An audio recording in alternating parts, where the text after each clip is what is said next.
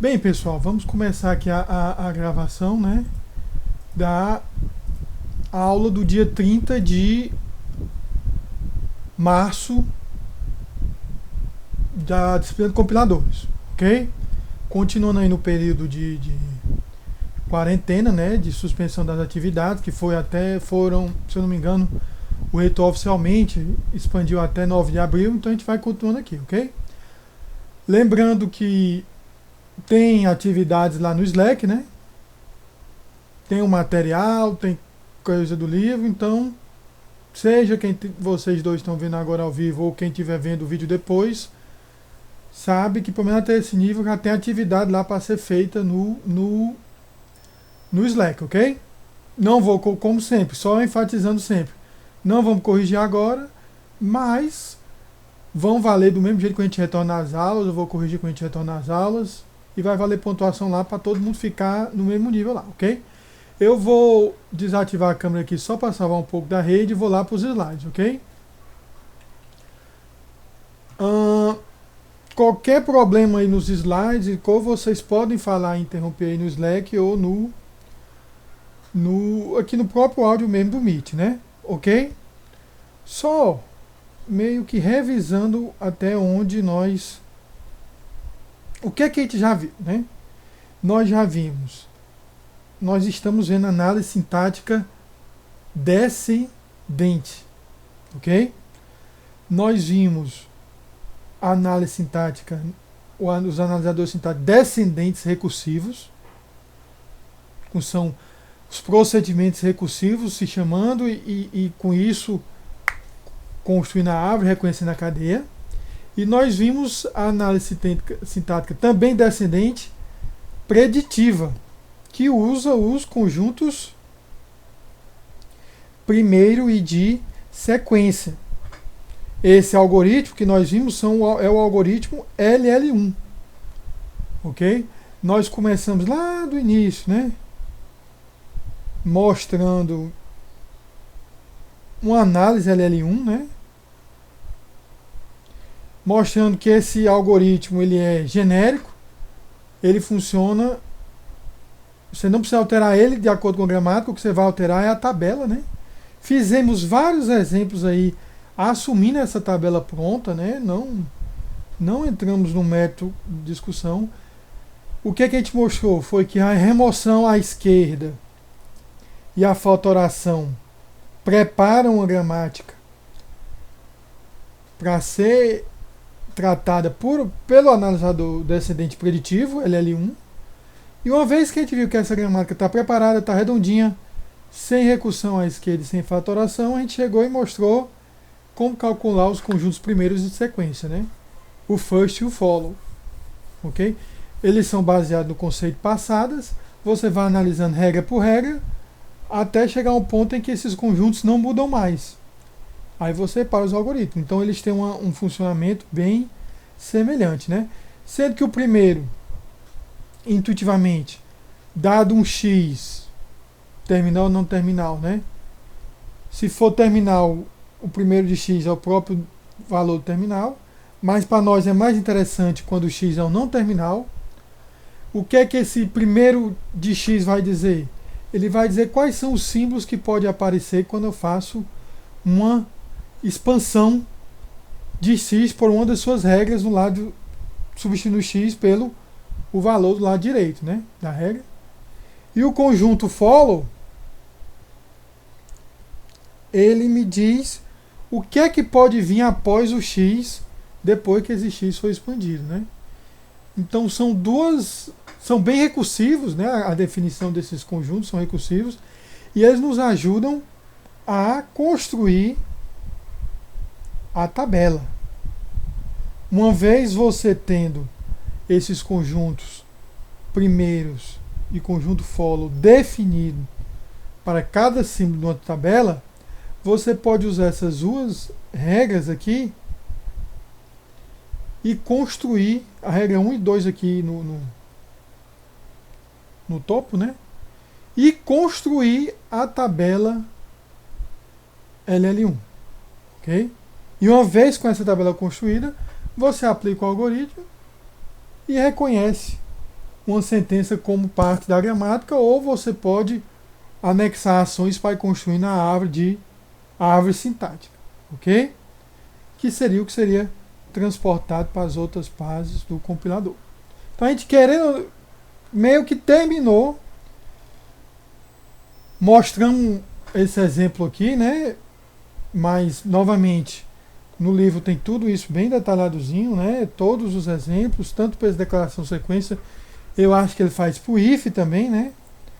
Meio que acaba ficando um pouco extenso, mas é um algoritmo. Você tem certeza que ele termina e que ele gera o resultado. Se tiver algum problema, é porque a gramática não é LL1.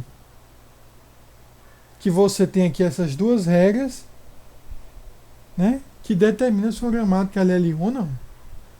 Basicamente, o que essas regras dizem? Que não tem intersecção entre os primeiros das possíveis lados direitos, né, de uma produção, certo? E se um desses primeiros contiver epsilon, o primeiro e o sequência de um determinado símbolo não está vazio. Então é só mesmo uma questão de ambiguidade. Se eu tiver uma gramática que não respeita uma dessas regras e for construir a tabela, obedecendo essas regras aqui de cima, a tabela vai ter, para uma determinada entrada, duas regras. Então não funcionaria o algoritmo sem que o programador fosse lá e escolhesse deixar apenas uma das regras na gramática, né? Ou na tabela. Mas isso aí é uma escolha já ad hoc, né? É uma escolha que eu, programador, fiz, né? Ok? Então isso daí, gente, a gente viu também, discutiu que nós estamos sempre mostrando no nível do LL1, né? Mas esse 1 poderia ser um K arbitrário, ok? Porque o LL1 você só fica sempre vendo na tabela, aqui esse T na tabela, ele é um símbolo, né? Eu poderia colocar uma cadeia de comprimento K, ok?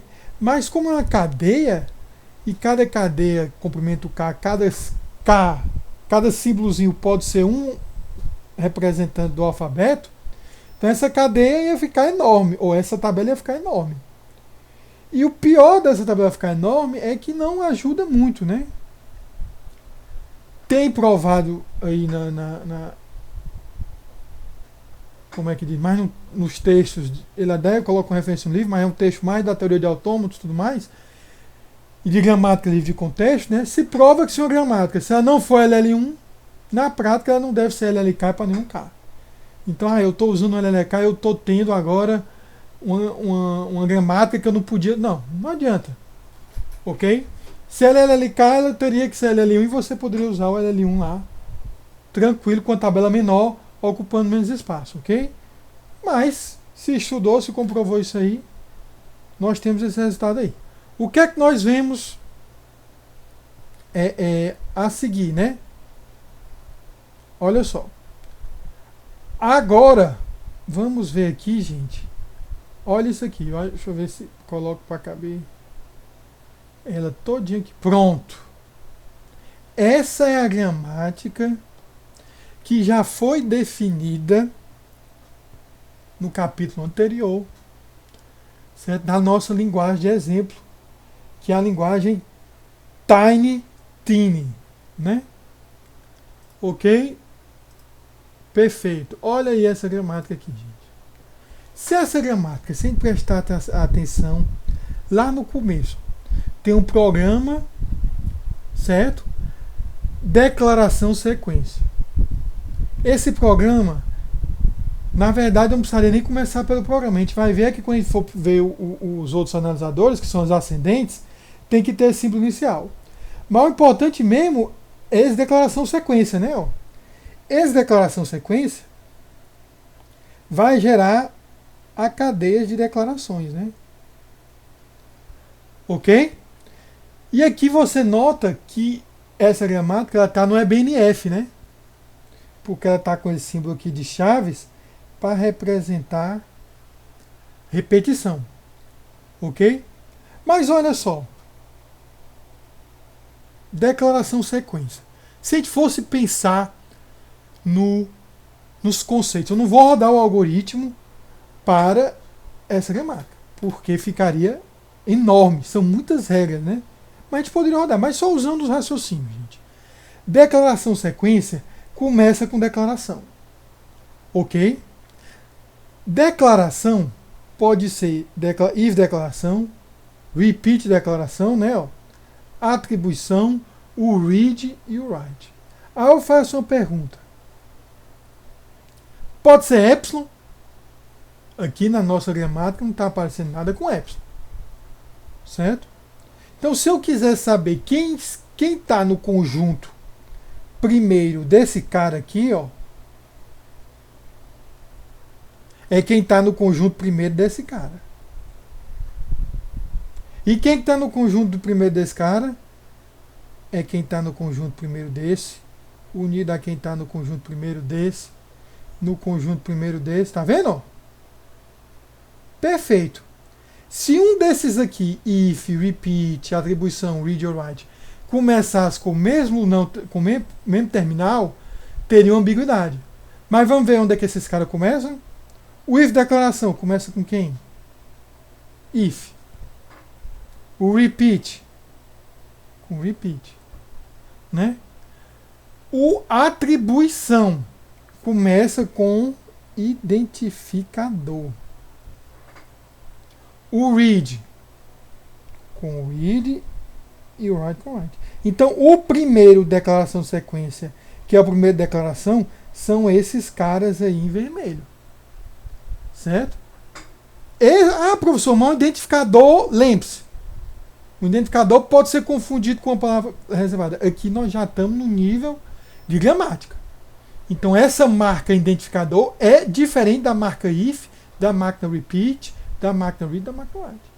Certo? Então, o primeiro declaração de sequência é igual ao primeiro declaração, que é if, repeat, identificador, read e write.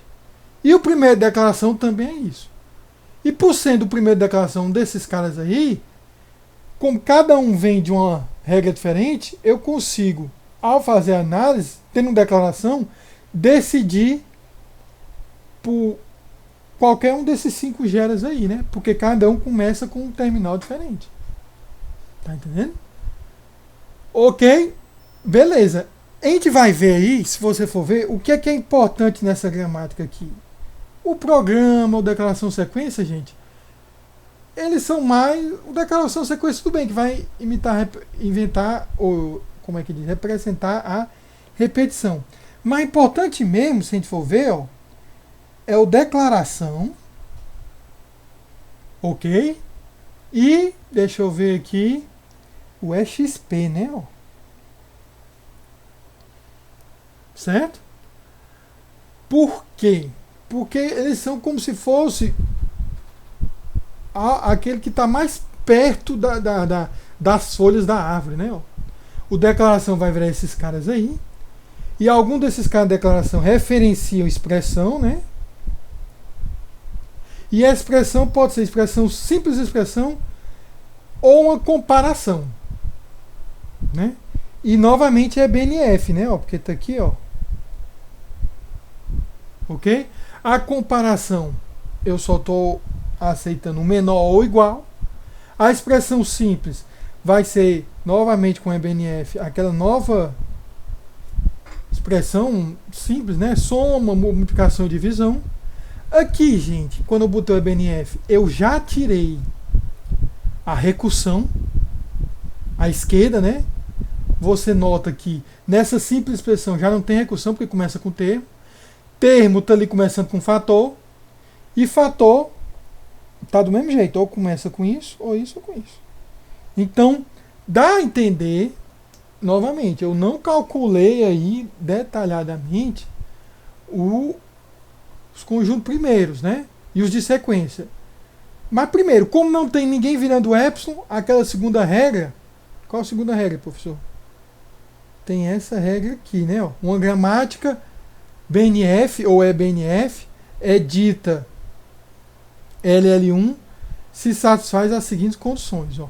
Essa segunda condição, ninguém tem epsilon, então não precisa nem olhar para ela. Então, para cada produção, declaração, se o A for declaração, alfa 1 for if, repeat, read, write, primeiro de alfa 1, intersecção primeiro de alfa j, está vazio.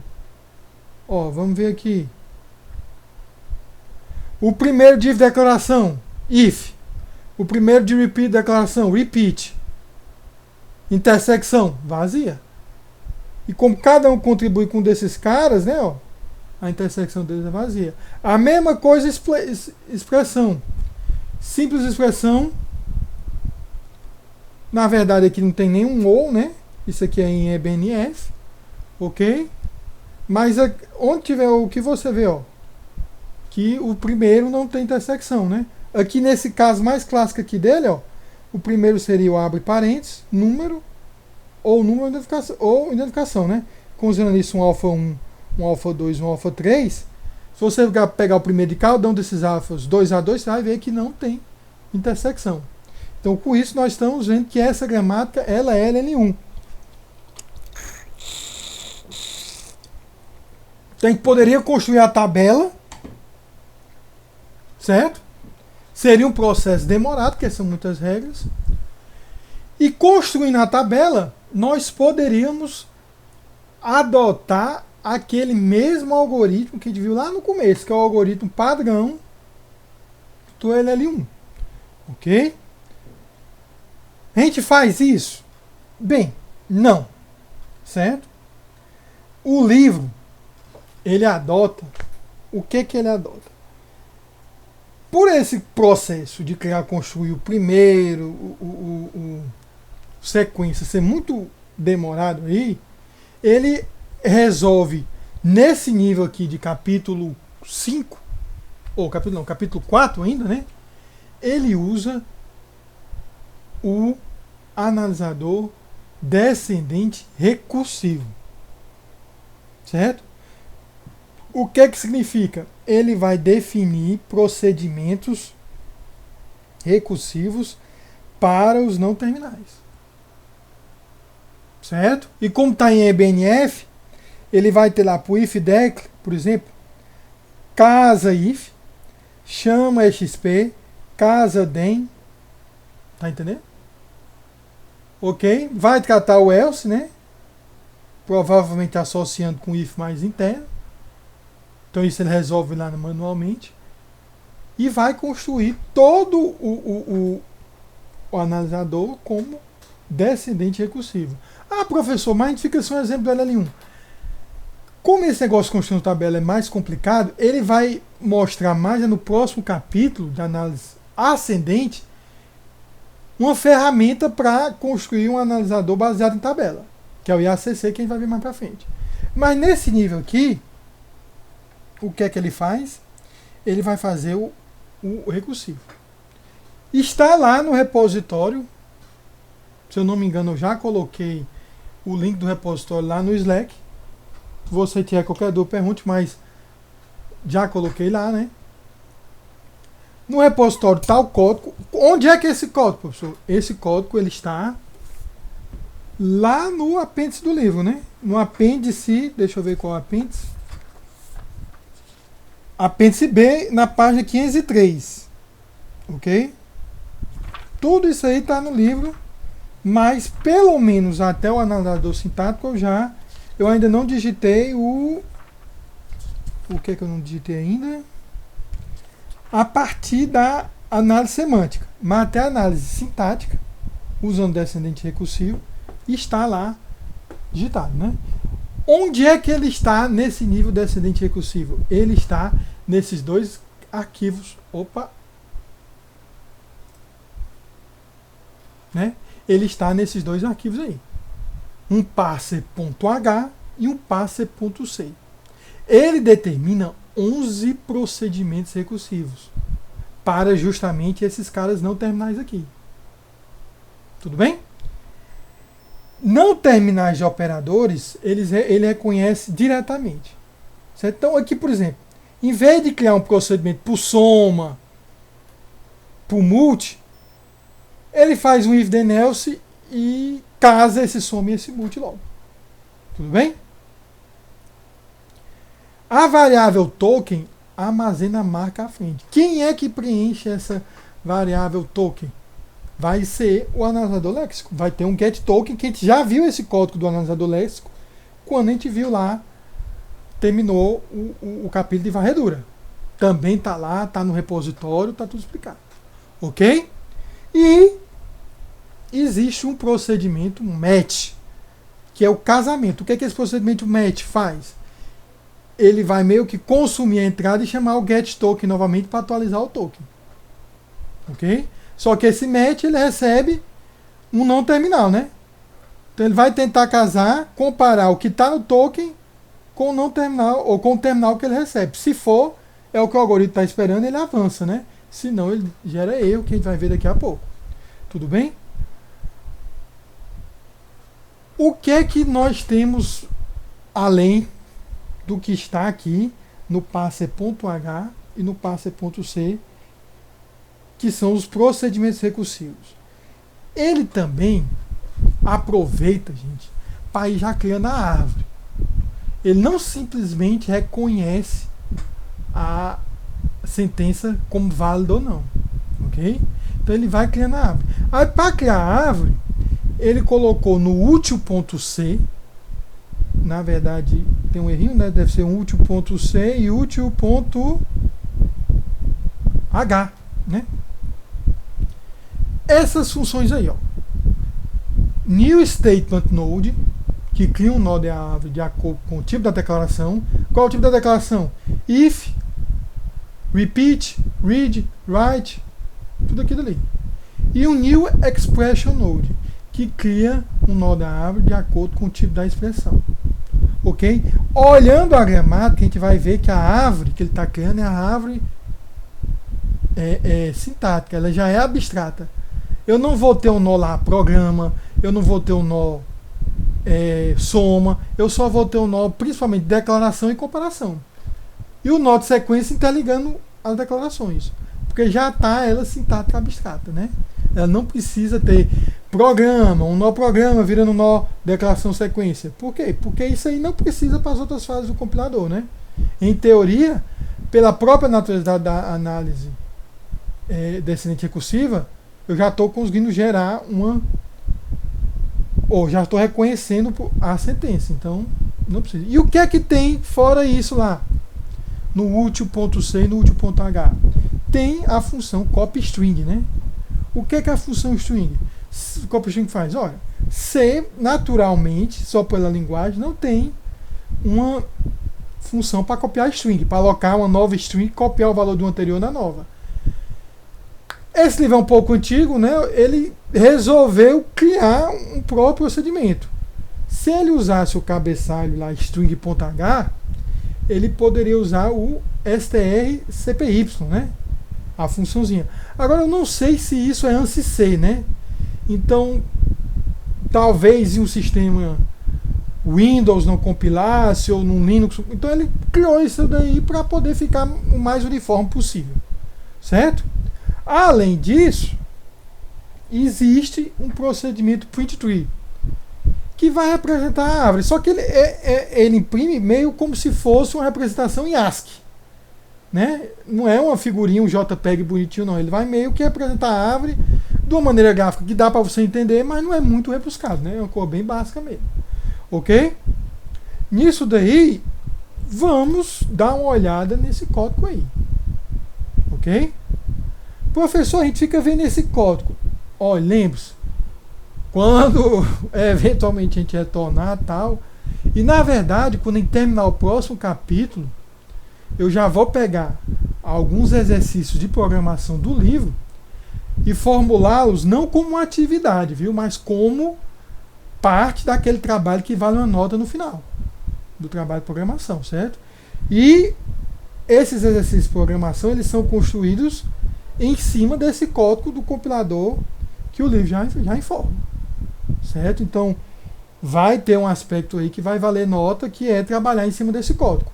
Por isso eu estou dando tempo aqui de explicá-lo, ok? Mas Está sendo gravado agora, vocês podem retornar depois, né? Agora, realmente, tem que dar uma lida no código para entender, né? Eu vou abrir aqui o terminal, mas eu não vou mostrar no terminal. Olha, isso aqui é no repositório, certo? Eu vou aqui no código fonte, está na pasta do Tiny, certo? Aqui na pasta do Tiny tem 1, 2, 3, 4, 5, 6, 7, 8 arquivos, né? Só que desses 8 arquivos, 9, né? Um lá é o sample TNY, que é um programinha de exemplo, ok? Eu vou tentar abrir aqui no Visual Studio Code, mas vocês fiquem à vontade para utilizar isso aí em qualquer editor, CodeBlocks, sei lá o que vocês estiverem usando aí. Até no bloco de notas isso aí vai funcionar numa boa, entendeu? Eu sempre mostro o comando de compilação, né? Então, não tem visto, né? Eu vou abrir aqui.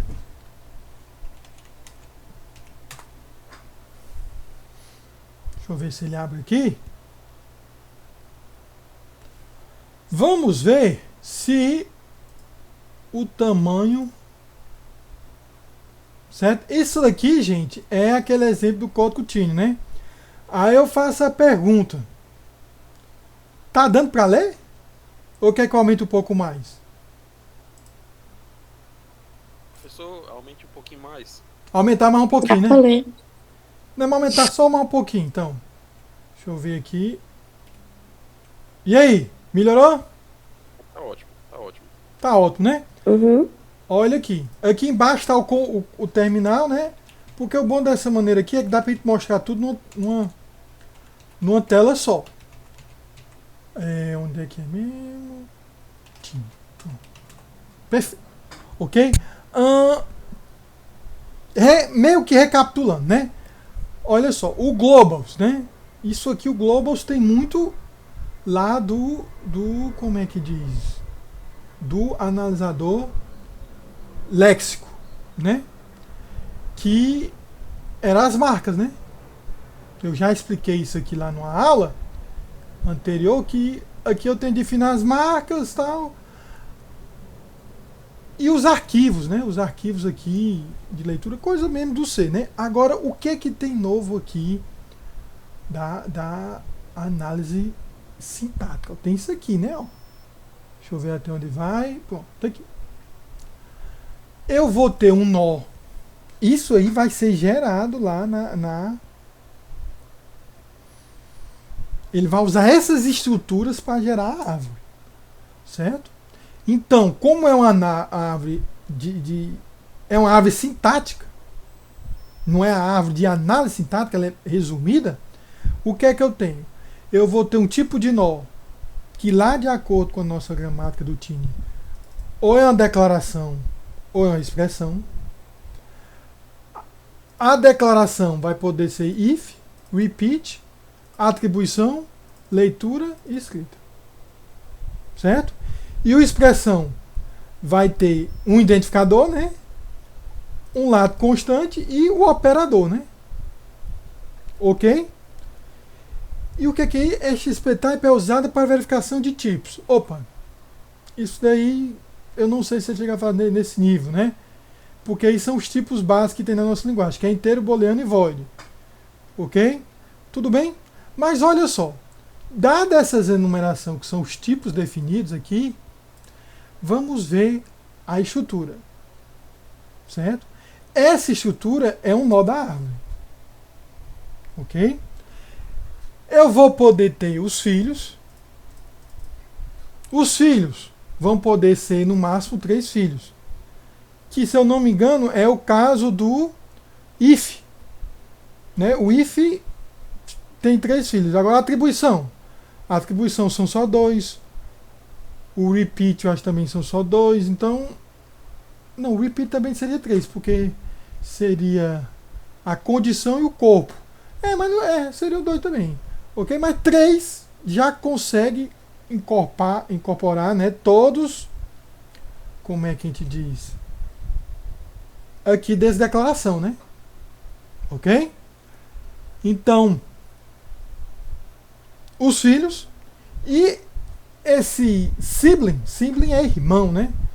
Eu acho que é por causa da declaração sequência. Declaração sequência, ele vai apontando só para o irmão, né? E ele fica meio linearizado, né? Porque não precisa ser representado como na árvore, ok? O tipo do nó, que vai poder ser statement e expressão, né? Não, peraí, o tipo do nó, node kind. Statement e expressão, tá aqui, né? O kind é justamente dizendo qual seria o tipo. Se for expressão, o tipo da expressão, né? Se for expressão, o tipo da expressão. Se for declaração, o tipo da declaração. Ok? União, ele vai ter um desses valores, né? Um desses valores, no caso, vai ser mais no caso da expressão, que vai ser o operador, o valor e o nome. Ok? E isso aqui é mais para verificação de tipo que a gente não precisa ver agora. Ok? Fica meio tosco, mas você lembra que é o seguinte, ele está fazendo em C.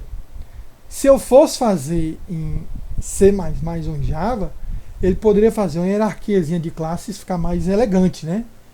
Mas ele acaba tendo várias possibilidades, ele tem que criar o mesmo nó para poder guardar todos esses valores e todas essas possibilidades. Porque aí fica fazendo essas uniões, fica meio... não tem muito encapsulamento, não tem muita... sei, mas funciona. Ok? Então é isso aqui que a gente precisa entender. Então ele vai criar, lendo aqui o sample tine, né? Ele vai criar uma árvore unindo elementos nós dessa estrutura aqui. Tudo bem? Beleza, né? Como é? Eu estou clicando aqui, ele não abre os dois, né? Mas tudo bem, está aqui aparecido. Vamos para o scan, gente. Já vimos isso aqui. O que a gente precisa saber do scan agora? Que tem esse get token. Pronto. Ok? Só precisamos saber disso. Tudo bem? Vamos ver o útil. Porque é pequeno, né? O útil, ele tem um print token. Ele tem para criar um nó de declaração, um nó de expressão, copiar a string e imprimir a árvore. Pronto, basicamente é isso aí, né? Esses nós, ou aqui no ponto H tem as assinaturas, que nós vamos ver aqui no ponto C, né? Fica meio longo aqui o print token, mas é só porque eu tenho várias as marcas, mas você nota que é bem mecânico, né? Ó. O que é que ele vai fazer quando ele receber uma marca if? Ele vai imprimir o if, que vai ser passado como parâmetro. Then, else, repeat. Ele só vai fazer imprimir a cadeia de caracteres que representa a marca if. Ok? Não tem mistério. Aqui, esses outros casos aqui é que tem um pouco mais, como é que diz? Rebuscado, né? Por quê? Porque uma atribuição, o que é que ele vai fazer? Ele vai imprimir esse símbolozinho aqui, ó.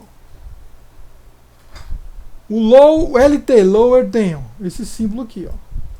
E ele vai usar isso para mostrar a árvore. Então, para cada uma das outras marcas, ele vai imprimindo, ó, o semicolon, né? Imprime a própria coisa. Tudo bem? Ok? Então, isso aí é simplesmente uma maneira que ele quer usar para imprimir a marca de uma maneira mais legível, para quando ele for construir a árvore, que nem precisa ele mostrar não, né? Mas ele está mostrando aqui para nós podemos entender, ok? Depois disso, tem um caso aqui errado, é caso o token retornado não seja nenhum token válido, imprime um erro. Mas aí é uma situação de erro que a gente não espera nunca chegar, porque a gente espera que o sistema de varredura sempre retorne um token válido, ok? Adiante. Essa função criar um nó declaração, certo? O que é que ele faz? Aloca o nó, certo? Faz um teste aí, fora de memória, a gente sabe que isso aí na prática não vai ocorrer, porque a gente tem hoje em dia muita memória, mas digamos que um programa com defeito começa a criar uma árvore absurda, né? Recursivamente. Teria aí uma falha, né? E atingir os limites, mas olha aqui, isso aqui é interessante, ó. Para I igual a 0 é menor que max children, né? O que é que ele faz? Coloca filho para ser nulo. Isso é só mesmo para ele ter um controle, ok? Mas ele coloca inicialmente o vizinho, o irmão também para ser nulo, certo? E ele coloca o tipo do nó para ser statement. O kind é o que ele está recebendo. Esse kind é que vai dizer se é um if, se é um repeat, se é um while. E o número da linha lá que está sendo declarado, que isso vai servir para mostrar a. Ele coloca nulo isso aqui, mas a princípio é que ele considera que é uma raiz. Mas depois, quando ele for construir os outros nós, ele vai substituindo em vez de nulo, colocando o valor dos filhos, né? Ok? Então nada, não tem mistério, ele só está declarando aquelas estruturas, né? A mesma coisa aqui para expressão, ok? Tenta alocar, né? Aí ele vai colocar o tipo que o tipo é a expressão, qual é o tipo da expressão e o valor nulo, void aqui, mas isso é mais para controle, a gente não está se preocupando por isso agora. Mas você nota que é bem parecida a estrutura deles, né? Só está alocando e deixando lá o espaço. Depois, quando eu for nas recursões do meta, que eu vou construindo e preenchendo os filhos. Tudo bem? O copy string, ele acaba utilizando o strcpy, não sei porquê, enfim, faz uma cópia aí, né? Essa variável identnúmero, ela vai servir para contar quantos espaços eu tenho que colocar quando eu for imprimir a árvore. Porque ele vai imprimir na árvore, a raiz vai estar bem colada aqui na entrada, certo?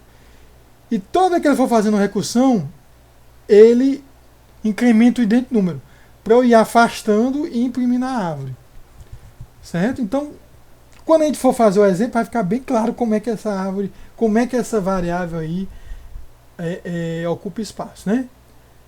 Imprimir espaço em branco, tal. Agora sim imprimir a árvore, né? Certo?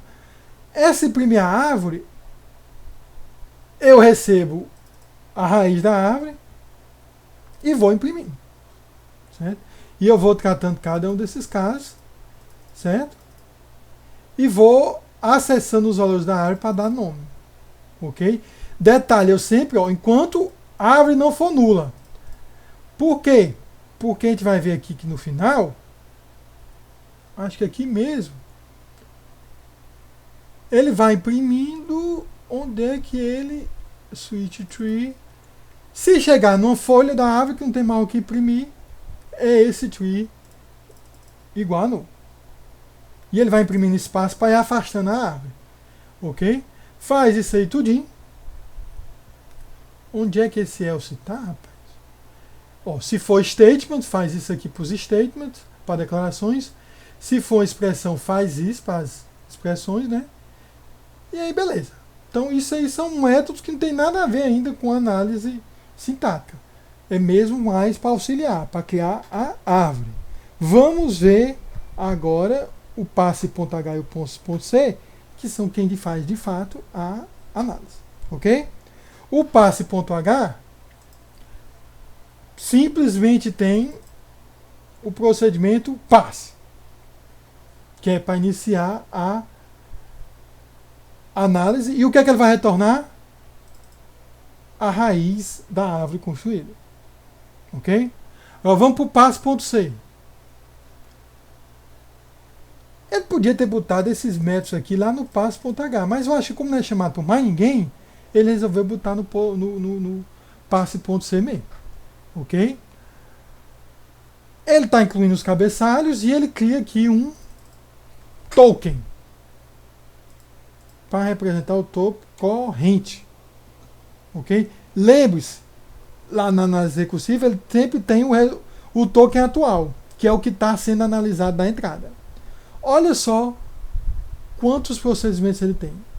Ele tem um procedimento para sequência de declaração, para if, repeat, assign, read e write. Aí tem para expressão simples, termo e fator. De onde é que isso está vindo? Deixa eu ver aqui se os slides não saíram do ar. Não saíram do ar. Daqui. desses mesmos coisas que ele está lá declarando esses procedimentos, né? Ok? Cadê aqui o código? Tá aqui, pronto. Ele tem uma funçãozinha auxiliar para jogar um erro de sintaxe, quando ele encontra o erro. O tratamento aqui está sempre simplesmente relatar, a gente vai ver depois que podia ser mais rebuscado, né? O que é essa função casamento? Lá no começo do livro, do capítulo, ele fala o que é que a função casamento tem que fazer. O que é que a função casamento recebe? Um token. Certo? Um token que é o esperado. Se o token corrente for igual ao esperado, o que é que eu faço? Avanço a leitura da entrada. Chamo um getToken. Ok? Se não, rapaz, então eu estou esperando uma coisa que não é o que está na entrada. Eu simplesmente jogo uma mensagem de erro. E chamo aquela função printToken para imprimir direito o valor do token. Ok? Beleza, é basicamente isso que faz. Statement Sequence. Declaração sequência. O que que declaração sequência faz? Vai chamando o declaração para cada statement que faz parte do programa. Ok? Então, olha o que ele faz. Primeira coisa que faz, criar um nó da árvore, né? Chamando quem? Statement. Esse statement vai tratar a primeira declaração. Ok? E em seguida ele cria aqui um ponteiro apontando para o T. Aí o que ele vai fazer? Enquanto não for o fim do arquivo e o token não for end e o token não for else ou não for until, certo? Porque aqui ele vai estar no meio de uma declaração, ok? O que é que ele faz? Cria um novo ponteiro, mete semi. O que é o semi? É o ponto e vírgula. E o que é que ele fez? Então, tratou uma declaração, lia o ponto e vírgula e chama o que numa declaração nova. Ok? Se o que não for null, deixa eu ajeitar aqui, esse negócio tá meio... tá melhor, né? Se o que é diferente de null e o t for null, eu faço esse jogozinho, né? T igual a P igual a Q. Se não, atribuo o filho. Que é justamente o que eu vou fazendo. Ó. Esse Q aqui é do último declaração. O P foi da chamada anterior. Certo?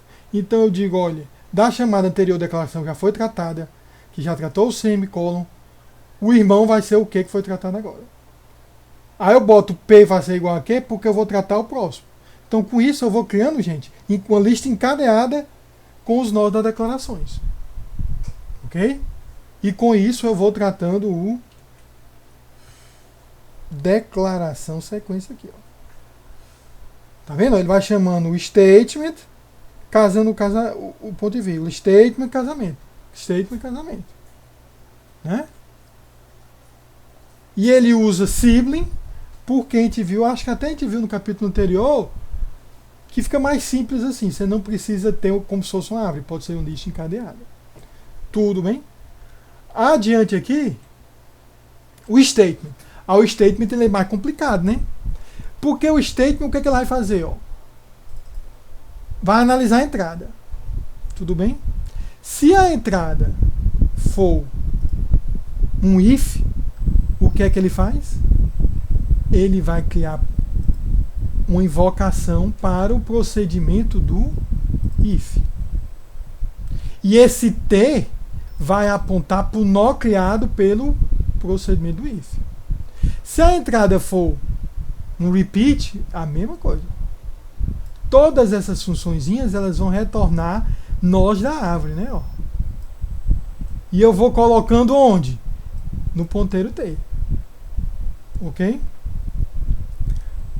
E eu quero que eu retorne esse ponteiro aqui. Certo? E aí vai sucessivamente, né? Então é aqui que eu trato a declaração. Justamente vendo qual é a declaração e chamando o procedimento adequado. Ok? O if statement. O que é que vai ter que ter no começo do if statement? Vai ter que casar o if. Certo? Ele aloca antes o nó que ele vai retornar, que é um nó do tipo if, né? Ele casa o if. Certo? Se t diferente de null, se eu conseguir alocar t, né? Eu coloco o filho zero de t para ser a expressão booleana, que é a condição do if. Aí o que é que eu faço? Caso tem, o den. Se o t continuar sendo diferente de null, eu coloco o primeiro filho para ser o corpo do den. E o que é o corpo do den? Uma sequência, declaração de sequência.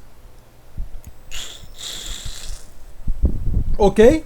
Terminei de tratar a declaração sequência. Existe um else? Existe um else. Caso else, e coloco o outro filho para ser outra declaração sequência, que é o corpo do else. E por último eu vou casar quem? O end. Porque o meu if, né, no tiny, ele tem um end para indicar que terminou de tratar a questão lá da ambiguidade do if. Ok? Então o if, eu acho que o if é o mais complicado, né? Porque vai ter 3 filhos. Se você for ver os outros, gente, o repeat é muito simples. Que o nó, caso a palavra reservada aí, repeat. O primeiro filho do nó, ele coloca que é a declaração sequência. Caso o until. E o segundo filho do nó é a expressão booleana, né? Porque no tiny eu tenho o repeat until, né? Ó. É basicamente o mesmo corpo aqui da regra está representado aqui. E a única coisa que ele está fazendo é criando os nós da árvore, né? Para poder gerar a árvore sintática. A atribuição também é muito simples. Novo nó, né? Match ID, match assign e coloca o filho para ser uma expressão que vai ser a expressão que vai dar o valor. Né? Só que aqui ele coloca o nome, tem um atributo name que é justamente o nome da variável, certo? Leitura, mesma coisa. Vai ter o nome da variável, ele vai casar a palavra read e o identificador. Retorno. Então você está vendo que está traduzindo necessariamente, precisamente, cada uma das. O expressão talvez seja um pouco mais complicado, né? Porque ele tem que tratar os tokens. Ah, cadê a expressão aqui? Tem uma coisa interessante. Né? Aqui no Simple Expression, ele não chama. Como é que diz? Só corrigir aqui a indentação. Ele não chama um procedimento soma, né? O que é que ele faz? Ele casa aqui, ó. Token plus ou token mais. Ele botou já dentro da regra do Simple Expression, né? Para não ter que ficar criando um procedimento soma para uma coisa simples, ok? Mas novamente ele cria o termo, né? E vai adicionando os filhos e tudo mais, né? Eu acho que esses outros aqui são bem explicativos, né? Então não sei se a gente precisa, mas vocês podem, quando vocês for fazer o exercício, né, dê uma olhada aí e se tiver dúvida podem entrar em contato comigo. Deixa eu ver se a indentação está um pouco. Esse aqui eu trouxe de outro editor, né? Deixa eu ver se ele faz um negócio aqui. Formatar a seleção. Pronto. Olha aí, ficou bem direitinho, né? Eu só gosto desse chave aqui. Perfeito? Fator. Fator também é um pouco mais complicado porque são 3 regras, né? Ou é número que vem em seguida, identificador ou L parênteses. Se o L parênteses ele casa o L parênteses, cria a expressão, fecha o parênteses. Tudo isso aí feito, né? Ok? Então todos os procedimentos recursivos para todas as regras estão aí explicados direitinho aí. Entendeu? Se você for ver, você vai ver o corpo da regra representado nesse código em C. A única coisa que tem a mais são essas manipulações desses ponteiros para você criar a árvore. Tudo bem? Em seguida, a função básica, que é a função que chama o passe, né? O que é que ela faz? Aguarde um momento. O que é que ela faz? Simplesmente cria um nó, o ponteiro para o nó principal, chama o getToken e aponta para o ponteiro T o declaração sequência. A declaração sequência vai lá começar aquele procedimento dele e vai chamando os outros procedimentos. Ok? E aqui no caso vai gerando a árvore que a gente pode botar ou não para exibir. Ok? Se chegar no final, tratou a declaração sequência, que chamou recursivamente todos os outros procedimentos, tratou tudo, retornou, mas o token não é um token final de arquivo. O que isso significa? Tem um erro. Eu gerei uma árvore, mas tem a entrada a ser tratada que não foi consumida. Causou um erro aí. Ok? Tudo bem? Vamos... o que é que eu preciso ver agora? Eu vou salvar isso aqui. Preciso ver o main, né? O main. Vamos ver aqui. O main. Ó, eu tenho que ajustar essas flags aqui para dizer o que, é que ele vai fazer, né? Olha o que, é que ele diz. Ajuste no pass para true para um compilador que efetue apenas a varredura. Nós não queremos isso agora, né? Nós queremos que ele passe da varredura. Ajuste no analyze para true para um compilador que efetue apenas a análise sintática. Perfeito. Ajuste no code para true para um compilador que não gere código. Tudo bem, nós não vimos isso aqui ainda. Então, geração de código e análise semântica, que são esses dois aqui, vão ficar true para a gente não passar adiante. Eu nem digitei esse código ainda. Então ia dar erro se ficasse isso aí. Agora, no pass fica falso, que eu quero entrar, né? Ok, tá útil. Se fosse no falso, ele só incluía o ponto H, né? O scan.h, agora não. Ele vai incluir o passe.h. Ok? Os outros casos, esses arquivos ainda nem existem. Então ele nem vai ver isso aqui. Certo? Aquela mesma coisa. Alocação e ajuste dos marcadores. Eu vou botar echo source para ser falso, para não ficar muito gordo. Eu vou colocar isso aqui, ó. Trace passe, imprimir o rastreio da análise sintática. Eu vou botar o trace scan para ser falso, porque a gente já viu lá toda a questão dos tokens, a gente já mostrou isso no capítulo de análise ou da varredura. Então o que, é que a gente vai ver? Simplesmente a saída do analisador sintático, ok? Deixa eu ver o que, é que ele faz aqui. Nome do arquivo fonte, blá blá blá. Este aí, copy. Eu quero só. If no pass. Ele não chama nada do passe, né? Ele vai ficar só chamando get token. Mas com no pass tá no pass tá falso, né? Então ele vai executar o else, né? O que é que o else faz? Cria a árvore sintática. E se tiver o valor de trace place ou de trace parse, né? Ele vai imprimir essa árvore sintática. Ok? Essa outra parte aqui, ó, nada disso vai ser executado porque nós não digitamos ainda e não estamos na análise semântica ainda. Ok? Então, com isso daí, nós vamos para quem? Para esse cara aqui, né? Esse carazinho aqui, imprimir a árvore sintática, né? Vamos compilar. Para compilar, deixa eu ver se eu... Da outra vez eu tinha errado, né? Mas para compilar, tem que botar o main, o scan.c. Lembre-se, nós não estamos exibindo a saída da varredura, mas ela vai ser usada, né? Se eu for ver aqui, eu chamo passe, né? E você viu que passe aqui no meio tem o get token. Ok? Então vai ser chamada, viu? Tudo bem? Então tem que ter ela. Eu vou colocar o útil.c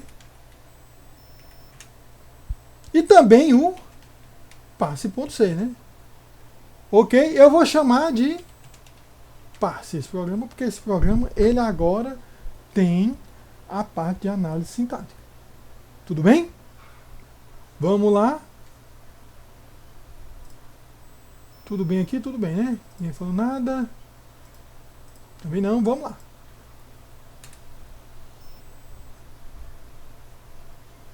Deu um warning aí. Linha 23. Passe.c. Ó, gente, esse warning aí é preciosismo do compilador. Vamos só ver o que é. Conflict time for... é que é o seguinte, existe a função XP, né? Que é a função exponenciação, né? Mas a gente não está usando essa função. Eu acho que a gente está nem... Eu não sei se a XP ela já está nativamente no stdio ou não, né? Eu acho que ela está no math.h. Então, deixa eu ver aqui uma cor do Globos. Eu não sei se ela está aqui. Bem, vamos supor que o código vai entender que o XP que ele está usando é o XP procedimento recursivo, né? Aí eu faço agora, declarou o passe, né? Agora eu acho que aqui seria bom fazer esse. Será que dá para limpar aqui? Lembrando, essa linha aqui, né? Para compilar, ó. Só botar todos os pontos C que tem até agora, né? Aí passe. E qual é a entrada? Esse cara aqui, ó. Vamos ver se gera árvore. Pronto, olha aí.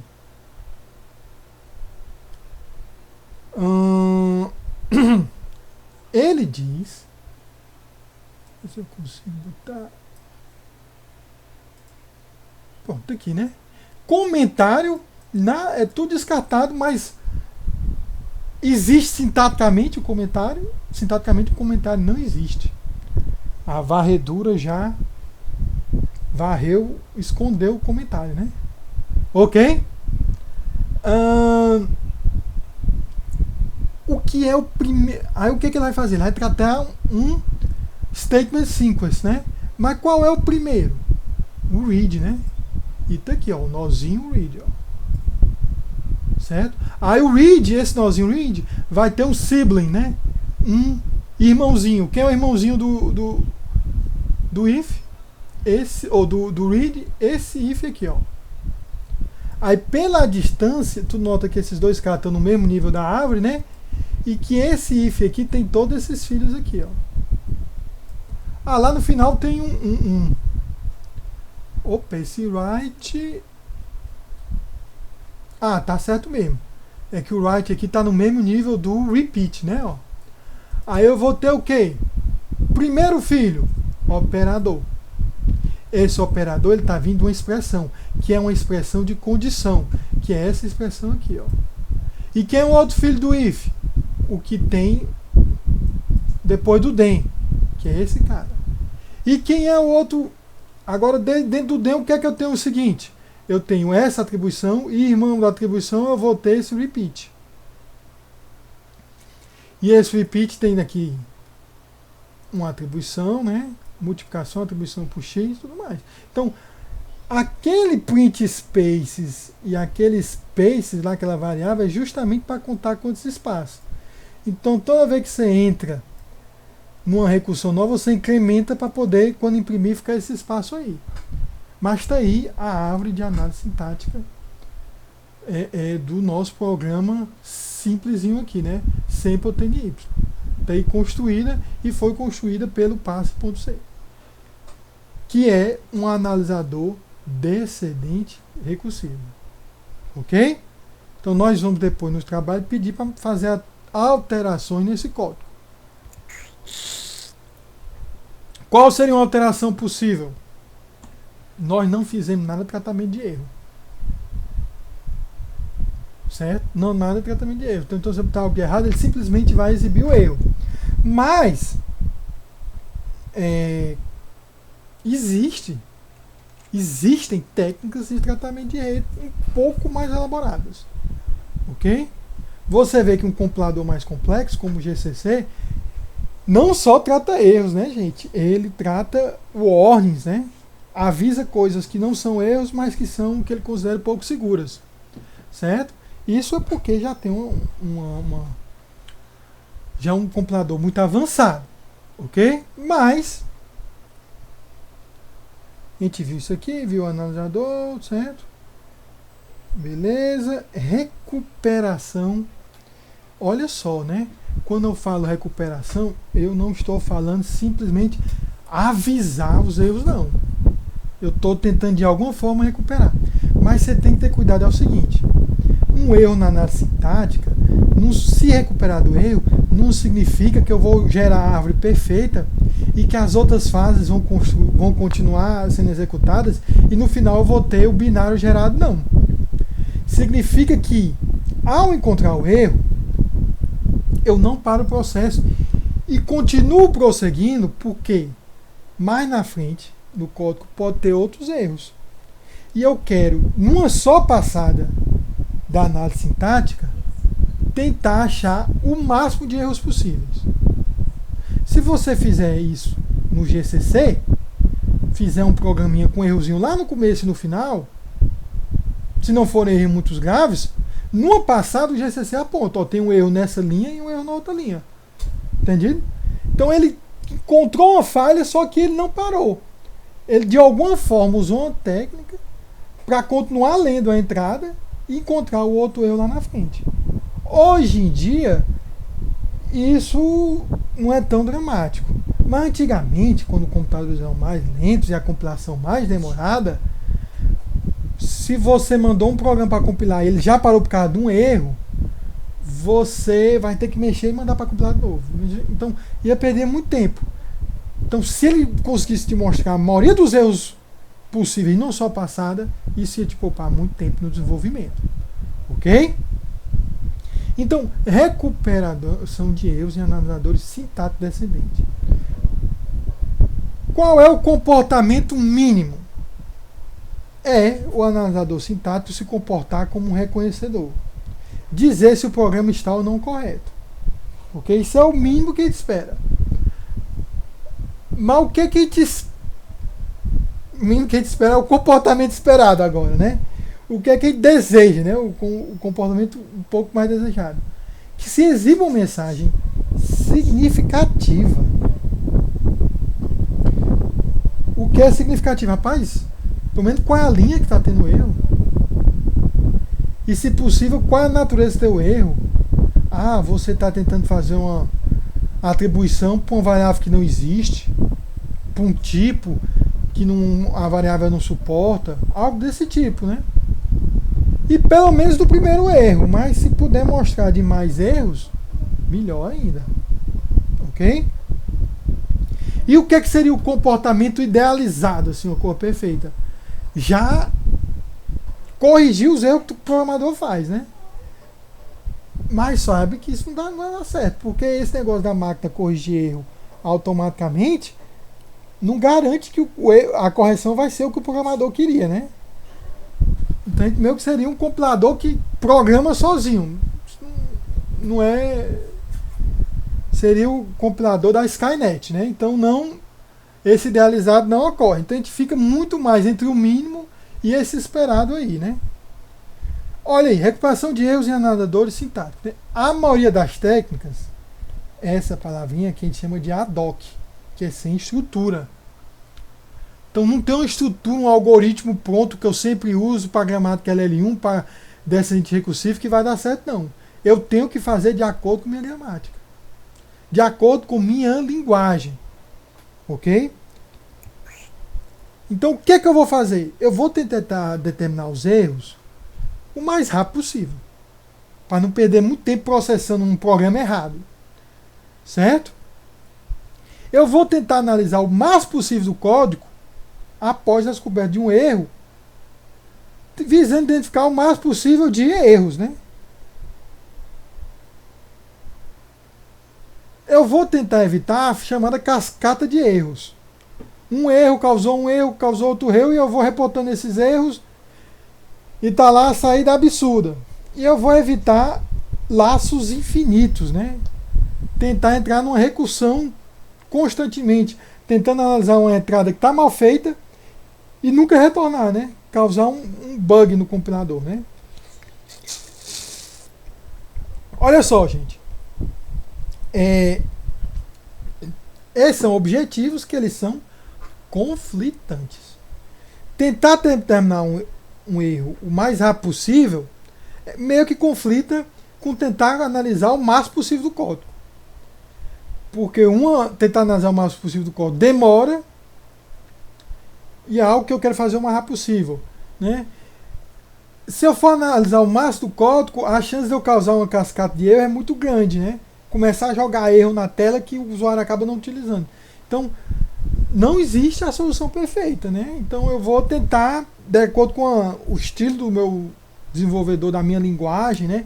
Se é uma linguagem mais técnica, eu posso, não, beleza, deixa jogar muito erro, porque o cara é um cara de formação mais técnica. Não, é uma linguagem mais alto nível. Então, é melhor só reportar o primeiro erro e deixa ele fazendo aí de uma maneira iterativa a depuração dele, né? Ok? Qual é... Como se, apesar de ser ad hoc, essas técnicas têm um nome, né? Que é o chamado modo pânico. Ok? Que é justamente o que são aconselhados a gente não ter nesse momento de quarentena, né? Mas aqui dentro do compilador, gente, o modo pânico seria quando o tratamento de erro consome um número bem grande de marcas. Vai fazendo get token, avançando a entrada até o máximo possível, até que ele consiga chegar no momento, rapaz, dá para terminar a análise aqui. Entendido? Encontrei um return numa função main, beleza. Então tratei os tokens que dava, não tem mais nada depois daqui. Encontrei um end do programa, encontrei alguma coisa desse tipo. Ok? E isso é meio conflitante com cascata de erro, né? E como eu estou lendo muita entrada, eu posso acabar entrando num laço infinito. Mas na prática se percebe que os desenvolvedores compiladores conseguem gerenciar isso aí. Certo? Então esse modo pânico talvez seja um nome mais assustador do que realmente seja, né? Olha só. Como é que eu vou fazer isso? Vamos mostrar para o descendente recursivo. Que foi esse exemplo de código que a gente já mostrou. Ok? O que a gente vai fazer no tratamento de erro?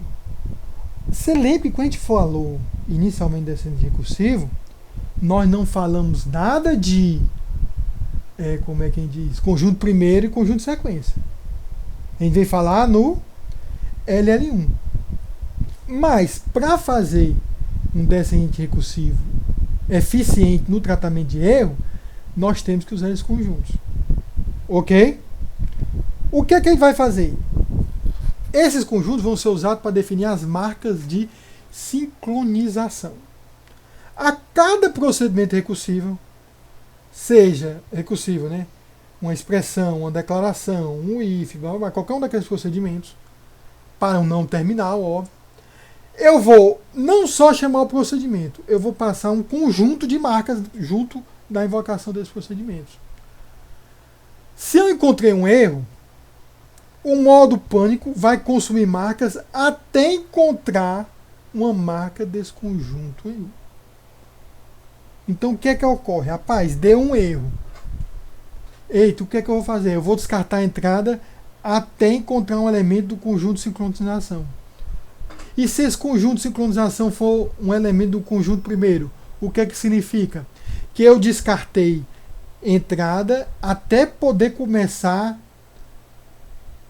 outra expansão de um símbolo não terminal, que é justamente está sendo indicada pelo conjunto primeiro. Ok? Olha aqui. Eu vou ter esses dois procedimentos. Eu vou ter um procedimento varre para. Esse procedimento varre para, o que é que ele faz?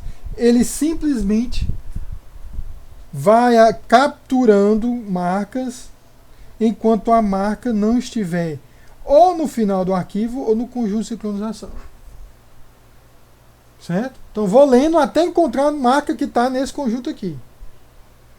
Se chegar no final e não encontrar nada, retorna. O final é indicado pelo end of file. Verificar a entrada. Verificar a entrada vai fazer o seguinte: recebe tanto o conjunto primeiro quanto um conjunto sequência. Se a marca não estiver em conjunto primeiro, olha, se eu estou tratando uma declaração e a marca não está no conjunto primeiro de declaração, então um erro. E eu vou varrer até encontrar algo que esteja no conjunto primeiro ou na sequência da declaração, da expressão, do if declaração e por aí vai. Então, esse verifica a entrada é a chave do tratamento de erro. Certo? Estou tratando um não terminal. Vê se a marca está no conjunto primeiro. Quem a gente viu que o conjunto primeiro é o que pode começar um lado direito lá desse não terminal. Rapaz, não tá, então vai estar um erro. Se está um erro, eu vou avançar a entrada até encontrar alguém que esteja no conjunto primeiro, para poder sim tratar esse não terminal, ou então algo que está depois, né, que é o conjunto sequência, para poder tratar de acordo. Certo? Então, para o caso daquela nossa gramática de expressões aritméticas, certo? O procedimento EXP, né? Ele agora recebe um conjunto de sincronização, certo? E o que é que ele faz? Ele verifica a entrada. Quem é o primeiro de EXP? A gente viu que lá no primeiro XP vai ser o primeiro de termo, fator. E o primeiro fator é abre parênteses número. Então eu verifico a entrada agora. Isso não tinha antigamente. Ó. Se a marca estiver num desses dois, o que é que o verifica a entrada faz? Não faz nada. Porque o if é o not, né? A marca estando, o verifica a entrada simplesmente pula e adianta, né? Agora, se não, se eu não tenho, por exemplo, a marca for um mais na vida, o que é que ele vai fazer? Eu vou avançar a entrada até encontrar algo que esteja no conjunto primeiro. Se a marca, aí em seguida, se a marca não estiver em conjunto de sincronização, a gente vai ver depois, mas o conjunto de sincronização inicialmente ele é chamado como vazio, né? Então eu chamo termo para o conjunto de sincronização. Aí termo é um procedimento recursivo, vai ter um verifica entrada com os primeiros de termo, tudo isso aí. Enquanto marca mais ou menos, casa marca e vai chamando termo. E lá no final, eu verifico novamente a entrada para o conjunto de sincronização e para o sequência. Aqui é o sequência de XP, né? Então eu vou ter um verifica entrada no começo e no final. E vou usando os conjuntos primeira e sequência para ir tentando ver o que é que está aí e avançar e avançar, consumir na entrada até encontrar no estágio que eu possa prosseguir. O fator é o mesmo estilo, né? Ó. Agora o interessante é que aqui, ó, se for uma expressão dentro de um fator, eu chamo um conjunto de sincronização passando o fecha parênteses, né? Que significa que além do primeiro do EXP, eu também vou estar em busca de um fecha parênteses, que é o que pode estar de acordo com a derivação. Ok? Isso daí é feito, né? O conjunto primeiro indica o início de uma produção, o conjunto sequência indica o final. Então a técnica consiste em começar uma produção já verificando se algum dos elementos do conjunto primeiro é atingível. Se não for, entre em pânico e consuma até outro elemento do conjunto primeiro, uma nova produção, ou até um elemento do conjunto sequência ou fim da produção. Caso nenhum seja encontrado, finaliza o processo. Então é basicamente isso aí. Ele vai tentar prosseguir de alguma forma. Ok? Isso daí basicamente é o que até o GCC tudo usa. É um pouco mais refinado, mas é isso aí que eles estão fazendo. Ok? No caso do LL1, não existe o procedimento recursivo, né? O que é que existe guiando as ações? A tabela. Certo? Opa, um barulhinho aqui. Alguém fez alguma pergunta? Não. Eu achei que era alguém querendo sair, mas não, né? Ok? Nós podemos implementar utilizando nova pilha. Certo? E além do casamento da entrada e gera, que expandia um símbolo, eu vou ter uma nova ação, que é verifica entrada, que deve ser ativada antes de cada geração. Toda vez que eu vou expandir lá um não terminal, eu chamo essa verifica entrada. O erro ocorre quando temos um não terminal A no topo da pilha, que é o que eu vou expandir, e a marca da entrada não é nem primeiro A, ou sequência A se primeiro de A puder, tiver o epsilon. Ok? Isso acaba, gente, levando à construção de uma nova tabela. Em que essa tabela, dado não terminal A, no topo da pilha, e uma marca na entrada que não está em primeiro A ou em sequência de A, se epsilon pertence a primeiro de A, vai ter três alternativas. Retirar A da pilha, retirar marcas, casar marcas até encontrar uma que possa reiniciar a análise, ou colocar um novo não terminal na pilha. Sendo que a mais provável de ocorrer são essas duas aqui. Né? Ok? O modo pânico, mas sem o conjunto sem sincronização, né? O prosento match. Enfim, o que eu queria mostrar mesmo, que eu acabei, não está aqui, não coloquei, mas o que acaba é que na tabela, numa tabela LL1, deixa eu mostrar aqui um exemplo da tabela LL1, bem na cadeia uma tabela, acho que eu não coloquei nenhuma, acho que eu coloquei a do if, né? Isso aqui seria uma tabela LL1, né? Como é que seria o modo pânico? Aqui nessas entradas que não tem nada, é que eu faço aí, eu verifico a entrada e a leitura da entrada até chegar numa situação em que algo está no primeiro ou no sequência. Ok?